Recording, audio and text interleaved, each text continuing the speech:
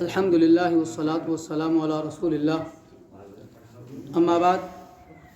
الحمدللہ آج ہم نے 20ویں پارے کی تلاوت اور سماعت مکمل کی ہے۔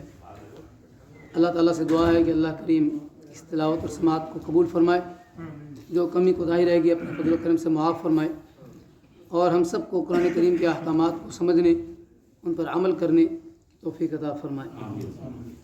اس پارے کے اندر ہم نے 3 حصے کی تلاوت اور سماعت کی ہے۔ پہلا حصہ سورہ نمل ہے، جو کہ کل کا بقیہ حصہ رہ گیا تھا۔ اس کے بعد سورہ قصص اور مکمل کی ہے، اور اس کے بعد سورہ عنکبوت کا پہلا حصہ آج ہم نے پڑھا ہے۔ سورہ نمل کے بقیہ حصے کے اندر 2 باتیں ہیں۔ پہلی بات تو یہ ہے کہ توحید کے اللہ تعالیٰ نے 5 دلائل دیے ہیں، اور اس کے بعد قیامت کا ذکر کیا ہے۔ تو توحید کے 5 دلائل میں پہلی دلیل کیا ہے؟ آسمان، زمین، بارش اور کھیتیوں کا خالق اللہ تعالیٰ ہے۔ اَإِلَٰهٌ مَّعَ اللَّهِ، ساتھ سوال کیا گیا ہے کہ کیا اللہ کے علاوہ اس کے ساتھ کوئی اور بھی ہو سکتا ہے؟ اَإِلَٰهٌ مَّعَ اللَّهِ، یعنی سوال ہے انسانی فطرت سے، انسان سے سوال کیا گیا ہے کہ اپنے وجود کو دیکھ کر اس بات کا جواب دو کہ کیا اللہ کے ساتھ کوئی اور الہ بھی ہو سکتا ہے؟ تو پھر اس کے بعد زمین، نہروں کا، پہاڑوں کا اور سمندروں کا جو نظام ہے اس کا ذکر کیا۔ زمین کا نظام دیکھو، پہاڑوں کا نظام دیکھو۔ پہاڑوں میں دیکھو کوئی چٹیل میدان، بالکل چٹیل میدان، کوئی سبزہ نہیں، کچھ بھی نہیں، کہیں بالکل برف سے ڈھکے ہوئے، برف کے علاوہ کچھ بھی نہیں، اور کہیں بالکل سرسبز، ہر طرف آپ کو ہریالی نظر آتی ہے۔ تو یہ اللہ تعالیٰ کا نظام ہے، پہاڑوں کا نظام۔ پھر اسی طریقے سے زمین کا، پھر بارش کا نظام۔ بارش کسی جگہ پہ ہر وقت ہوتی ہے، کسی جگہ پہ بہت زیادہ ہوتی ہے، کسی جگہ پہ ہوتی ہی نہیں ہے۔ یہ اللہ تعالیٰ کا نظام ہے کہ کبھی اتنی زیادہ ہوتی ہے کہ وہ سیلاب آ جاتا ہے، کبھی اتنی کم ہوتی ہے۔ یہ وہ جانتا ہے کہ اس کی حکمت کیا ہے۔ اور کھیتیوں کا نظام، کھیتی ایک جگہ پہ آپ بیج ڈالتے ہیں تو وہاں سے گندم اگاتی ہے، دوسری جگہ پہ ڈالتے ہیں تو وہاں سے انار اگاتا ہے، اور کسی جگہ سے آپ ڈالتے ہیں تو وہاں پہ مکئی آ جاتی ہے۔ یہ مختلف چیزیں ہیں، چاول آ جاتے ہیں، اور جتنی بھی اجناس آپ دیکھ لیں، جتنے بھی پھل آپ دیکھ لیں، ایک ہی جگہ سے وہ زمین سے اگ رہی چیز ہوتی ہے، اور اللہ تعالیٰ کی طرف سے وہاں پر نظام بن رہا ہوتا ہے۔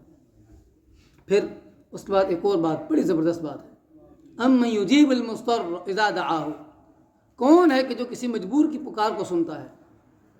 اور یہ بات کہی گئی ہے کہ کافر سے کافر آدمی بھی جب مجبور ہو جاتا ہے نا تو وہ رب کو ہی پکارتا ہے، اس کے علاوہ کسی کو نہیں پکارتا۔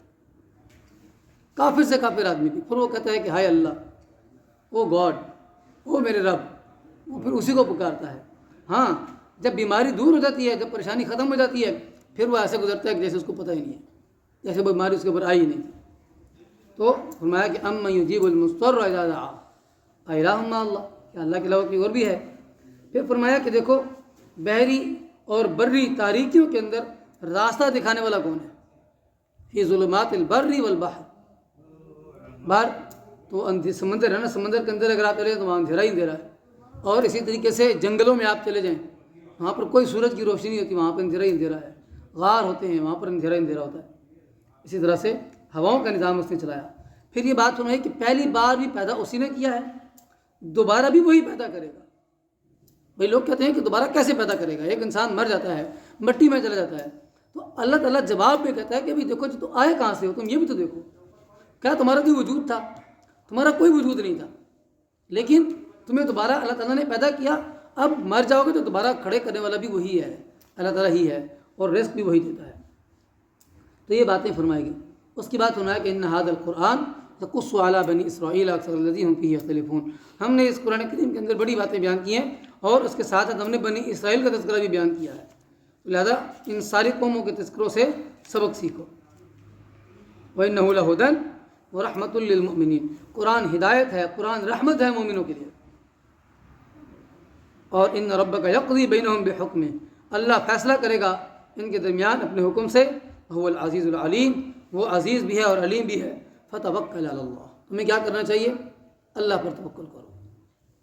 اس کے بعد آخر میں، سورت کے آخر میں قیامت کا تذکرہ کیا کہ قیامت کے دن سور پھونکا جائے گا، پہاڑوں کو بادلوں کی طرح ہوا میں اڑایا جائے گا، روز قیامت سب کو جمع کر دیا جائے گا، نیک لوگوں کو ان کی اچھائیوں کا انعام، اور برے لوگوں کو ان کے کیے کی سزا ملے گی۔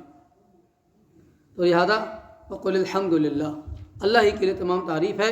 سیریکم آیاتہ، ان قریب تمہیں اپنی نشانیاں دکھائے گا، فتعرفونہا، تم اس کو پہچان لو گے، وما ربک بغافل عما تعملون، اللہ تمہارے اعمال سے بے خبر نہیں ہے۔ اس کے بعد سورہ قصص ہم نے پڑھی ہے۔ سورہ قصص کے اندر دو بنیادی باتیں بیان کی گئی ہیں۔ پہلی بات تو یہ ہے کہ حضرت موسیٰ اور فرعون کا تفصیلی قصہ آیا ہے۔ تفصیلی قصہ کیسے کہ جب حضرت موسیٰ علیہ السلام پیدا ہوئے تو اس وقت فرعون نے حکم دیا ہوا تھا کہ جو بچہ پیدا ہو اس کو ذبح کر دیا جائے۔ تو اللہ تعالیٰ فرماتا ہے کہ وَأَوْحَيْنَا إِلَىٰ أُمِّ مُوسَىٰ أَنْ أَرْضِعِيهِ، ہم نے موسیٰ علیہ السلام کی ماں کو بھی وحی کی۔ وحی کی مختلف شکلیں ہوتی ہیں۔ ہم نے 14ویں پارے میں پڑھا تھا سورہ نحل کے اندر کہ اللہ تعالیٰ نے شہد کی مکھی کو وحی کی ہے۔ اب یہ وحی کیا ہوتی ہے یہ اللہ تعالیٰ بہتر جانتا ہے، لیکن وحی کا ایک نظام ہے جو اللہ تعالیٰ نے نظام بنایا ہوا ہے۔ تو فرمایا کہ ہم نے موسیٰ علیہ السلام کی ماں کو وحی کی کہ اس کو دودھ پلاؤ، جب تمہیں ڈر محسوس ہو تو اس کو تم دریا میں ڈال دو۔ دریا میں ڈال دیا۔ جب دریا میں ڈال دیا تو نکالنے والے کون تھے؟ پکے دشمن، فرعون اور اس کی بیوی۔ تو بیوی نے کہا کہ بھائی اس کو ہم اٹھا لیتے ہیں، ہم اس کی پرورش کریں گے، جب ہم پرورش کریں گے تو پھر اس کی کون سی کوئی پرابلم رہ جاتی ہے، تم پریشان نہ ہو۔ لیکن ان کو پتہ نہیں تھا کہ وہ کیا کر رہے ہیں۔ ان کی بہن موسیٰ علیہ السلام کے ساتھ ساتھ جا رہی تھی۔ تو اللہ تعالیٰ فرماتا ہے کہ ہم نے موسیٰ علیہ السلام پر سب کا دودھ حرام کر دیا۔ وہ بہن آگے آئی، اس نے کہا کہ میں ایک گھر والوں کو جانتی ہوں، اس کا دودھ ضرور چلے گا۔ اللہ تعالیٰ نے دوبارہ موسیٰ علیہ السلام کی ماں کے بعد موسیٰ علیہ السلام کو واپس کر دیا۔ اب موسیٰ علیہ السلام فرعون کے خرچے پر پلنے لگ گئے۔ یہ نظام ہے اللہ تعالیٰ کا کہ وہی فرعون کے جو بچوں کو قتل کر رہا تھا، اللہ تعالیٰ نے اس موسیٰ علیہ السلام کو فرعون کے خرچے کے اوپر ہی پالنا شروع کر دیا۔ یہ اللہ تعالیٰ کا نظام ہے۔ اس کے بعد فرمایا کہ موسیٰ علیہ السلام وہاں رہے، پھر بڑے ہو گئے۔ بڑے ہوئے تو ایک مرتبہ نکلے باہر شہر میں، دیکھا کہ دو آدمی لڑ رہے ہیں۔ ایک آدمی جو ہے وہ ان کے قبیلے کا یعنی بنی اسرائیل میں سے، اور ایک قبطی یعنی مصری۔ اب وہ دونوں لڑ رہے تھے تو جو مصری کے مقابلے میں بنی اسرائیلی تھا اس نے مدد مانگی، موسیٰ میری مدد کرو۔ اب موسیٰ علیہ السلام آگے آئے، چھڑاتے چھڑاتے انہوں نے قبطی کے منہ پر ایک تھپڑ مار دیا۔ وہ تھپڑ اتنا زوردار تھا کہ وہ بندہ ادھر ہی گرا اور مر گیا۔ فَوَكَّزَهُ مُوسَىٰ فَقَضَىٰ عَلَيْهِ، مر گیا۔ قَالَ هَذَا مِنْ عَمَلِ الشَّيْطَانِ، اب موسیٰ علیہ السلام نے تو کہ جان بوجھ کے تو مارا نہیں تھا، یہ غلطی ہو گئی۔ تو هَذَا مِنْ عَمَلِ الشَّيْطَانِ، تم نے کہا کہ یہ تو بڑا کام الٹا ہو گیا ہے۔ تو انہوں نے فوراً اللہ تعالیٰ کی طرف رجوع کیا، رب انی ظلمت نفسی فاغفر لی فغفر لی۔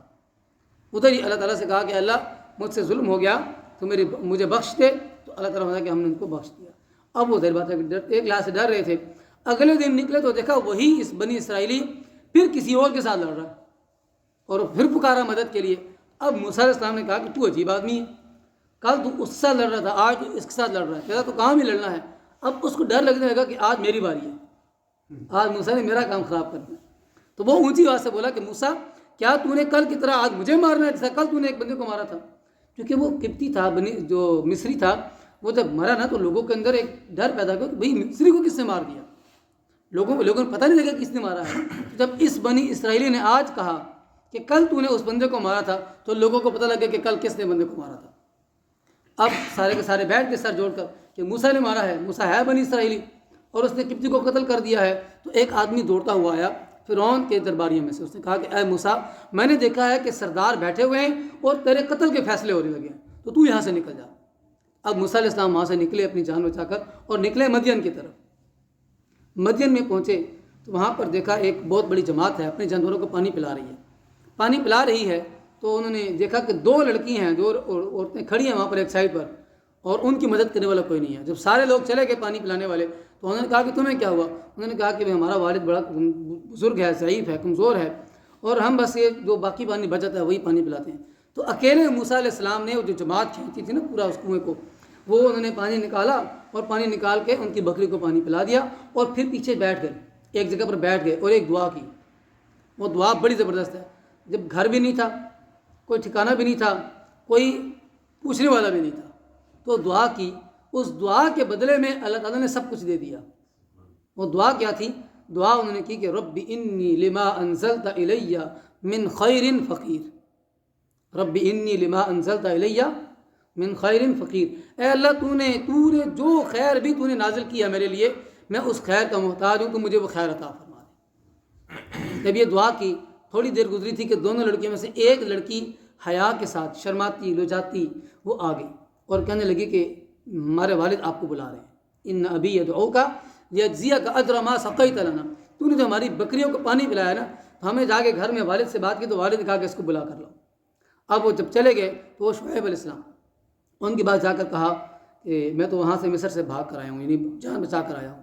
تو انہوں نے کہا کہ تو فکر نہ کر، تم ظالم قوم سے بچ گئے ہو، اب تم یہاں پہ رہو۔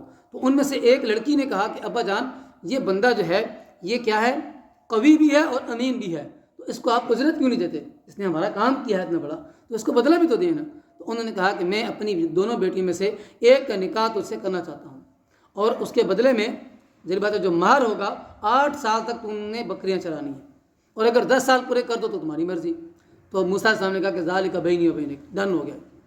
اب 10 سال تک موسیٰ علیہ السلام وہاں پر رہے، اور گویا کہ تربیت کا ایک مرحلہ نبی کے ذریعے سے، نبی کی تربیت۔ تو اس کے بعد پھر جب وہاں سے نکلے دوبارہ مصر کی طرف جانے کے لیے، تو راستے میں پھر وہ کوہ طور نظر آیا، اور وہاں پر پھر اللہ تعالیٰ کے ساتھ کلام ہوا، اور 2 معجزے ملے، ایک عصا کا معجزہ اور دوسرا اپنے ہاتھ کا معجزہ۔ اور اللہ تعالیٰ نے فرمایا کہ جاؤ موسیٰ، جاؤ فرعون کے پاس جا کر اس سے بات کرو۔ تو موسیٰ علیہ السلام نے کہا کہ اے اللہ تو جانتا ہے کہ مجھ سے وہاں پر ایک قتل ہو گیا تھا، اب میں ڈرتا ہوں کہ مجھے وہ مار دیں گے، تو اس طرح کرو کہ ہارون کو جو کہ میرا بھائی ہے، فصیح اللسان ہے، اس کو میرا ہمدرد، میرا ہم ساتھی بنا کر بھیج دو۔ تو اللہ تعالیٰ نے فرمایا کہ سنشد عضدک بأخیک، ہم تمہاری بازو کو مضبوط کریں گے تمہارے بھائی کے ذریعے سے، اور ونجعل لکما سلطانا، اور تمہیں دلیلیں دے کر بھیجیں گے۔ اچھا موسیٰ علیہ السلام آگے نشانیاں لے کر آئے، تو ان سب نے آگے سے کہا کہ تو جادو لے کر آ گیا ہے، اور فرعون نے مذاق کیا۔ فرعون نے سارے اپنے درباریوں کو اکٹھا کر کے، سرداروں کو اکٹھا کر کے کہا کہ کیا تم جانتے ہو میرے علاوہ کوئی اور معبود بھی ہے، کوئی اور خدا بھی ہے؟ اور پھر اس نے مذاقاً کہا حامان میرے لیے یہاں پر سیڑھی بناؤ، میں سیڑھی کے اوپر جا کر چڑھ کے دیکھوں موسیٰ کا خدا کہاں پہ رہتا ہے۔ تو اللہ تعالیٰ فرماتا ہے کہ وَاسْتَكْبَرَ هُوَ وَجُنُودُهُ، اس نے اور اس کے لشکر نے تکبر کیا، تو پھر ہم نے کیا کیا، فَأَخَذْنَاهُ وَجُنُودَهُ فَنَبَذْنَاهُمْ فِي الْيَمِّ، ہم نے اس کو اور اس کے لشکر کو دریا کے اندر غرق کر دیا۔ تو یہ معاملہ ہے۔ اس کے ضمن میں ایک واقعہ ہے کہ ایک قارون جو کہ موسیٰ علیہ السلام کی قوم میں سے تھا، اس کے پاس بہت زیادہ دولت تھی۔ ان قارون کان من قوم موسیٰ فبغى علیہم، لیکن اس نے اپنی قوم سے کیا کیا، اس نے اپنی قوم سے غداری کی۔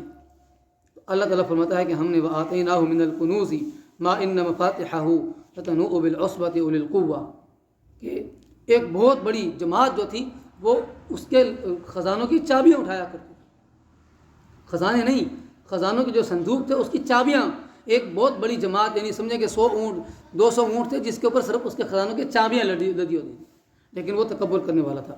اذ قال له قومه لا تفرح ان اللہ لا يحب الفرحین، جب اس نے کہا، اس کو کہا نا قوم کے لوگوں نے کہ غرور نہ کر، اللہ تعالیٰ غرور کرنے والوں کو پسند نہیں کرتا، تو اس نے کہا کہ بھائی یہ تو میں نے اپنے علم سے کمایا ہے، یہ تو میرا زور بازو سے کمایا ہوا ہے۔ تو پھر ہم نے کیا کیا، اس کو دھسا دیا زمین کے اندر، فخسفنا به وبداره الارض، ہم نے اس کو پورے خزانوں کے ساتھ ہی زمین میں دھسا دیا۔ آج کل بھی کہتے ہیں نا کسی کو زمین سے خزانہ ملے، کہتے ہیں اس کو قارون کا خزانہ مل گیا ہے، یعنی اللہ تعالیٰ فرماتا ہے کہ ہم نے اس کو زمین کے اندر دھسا دیا اس کے خزانوں کے سمیت، اور اس کو کوئی کام نہیں آئی کوئی چیز۔ سورہ عنکبوت کے ابتدائی حصے میں 3 باتیں بیان کی گئی ہیں۔ توحید، کہ مشرکین کے بت مکڑی کے جالے کی طرح کمزور ہیں۔ مکڑی کا جالا دیکھیں نا آپ کتنا کمزور ہوتا ہے، کہ جن لوگوں نے اللہ کے علاوہ شرک کر کے لوگوں کی ساتھ اپنی امیدیں وابستہ کر لی ہیں، ان کی امیدوں کی مثال ایسے جیسے پھر مکڑی کا جالا۔ میں کہ اللہ تعالیٰ مثال بیان کرتا ہے تمہارے لیے کہ مکڑی کے جالے کو دیکھو، وَإِنَّ أَوْهَنَ الْبُيُوتِ لَبَيْتُ الْعَنكَبُوتِ، سب سے کمزور ترین گھر جو ہوتا ہے وہ کس کا ہے؟ مکڑی کا۔ مَثَلُ الَّذِينَ اتَّخَذُوا مِن دُونِ اللَّهِ أَوْلِيَاءَ كَمَثَلِ الْعَنكَبُوتِ، عنکبوت مکڑی کو کہتے ہیں، اسپائڈر۔ تو اسپائڈر کا جو نظام ہے کتنا کمزور ترین گھر ہوتا ہے اس کا، تو اس کا ذکر فرمایا۔ اور اس کے بعد فرمایا کہ رسالت کے اندر آزمائش آتی ہے ضرور، اور اللہ تعالیٰ کی طرف سے جب آزمائش آتی ہے نبیوں کو آزمایا جاتا ہے۔ فرمایا کہ نوح علیہ السلام نے 950 سال، وَلَقَدْ أَرْسَلْنَا نُوحًا إِلَىٰ قَوْمِهِ، فرمایا کہ نوح علیہ السلام نے اپنی قوم کے اندر کتنا وقت گزارا، فَلَبِثَ فِيهِمْ أَلْفَ سَنَةٍ، 1000 سال سے، إِلَّا 50 عاما، 50 سال کم، 950 برس تک ان کو تبلیغ دی۔ بڑا آسان ہے کہنا، میں نے کہہ دیا آپ نے سن لیا، 950 سال گزارنا بہت مشکل کام ہے، لیکن فَأَخَذَهُمُ الطُّوفَانُ، چونکہ وہ ایمان نہیں لائے تو ان کو طوفان نے پھر پکڑ لیا۔ پھر ابراہیم علیہ السلام کی مثال، ان کو کتنی آزمائشیں آئیں، پھر اس کے بعد حضرت لوط علیہ السلام، حضرت شعیب علیہ السلام، تو یہ سارے نبی ہیں کہ جن کی مثالیں بیان کی گئی ہیں۔ اللہ تعالیٰ نے بتایا کہ جتنے بھی لوگ ہیں جو شرک کرنے والے ہیں ان کی کیفیت ایسی ہی ہے کہ جیسے کہ مکڑی کا جالا، انتہائی کمزور، ان کی دلیل بھی کمزور، ان کی بنیاد بھی بہت کمزور۔ اللہ تعالیٰ سے دعا ہے کہ اللہ تعالیٰ ہمیں عمل کرنے کی توفیق عطا فرمائے۔ اللہم صلی علی محمد وعلی آل محمد وبارک وسلم۔ ربنا آتنا فی الدنیا حسنہ وفی الآخرۃ حسنہ وقنا عذاب النار۔ اللہم انک عفو کریم تحب العفو فاعف عنا۔ لا الہ الا انت سبحانک انا کنا من الظالمین۔ اللہم وفقنا لما تحب وترضى۔ صلی اللہ علی النبی الکریم وعلی آلہ واصحابہ اجمعین۔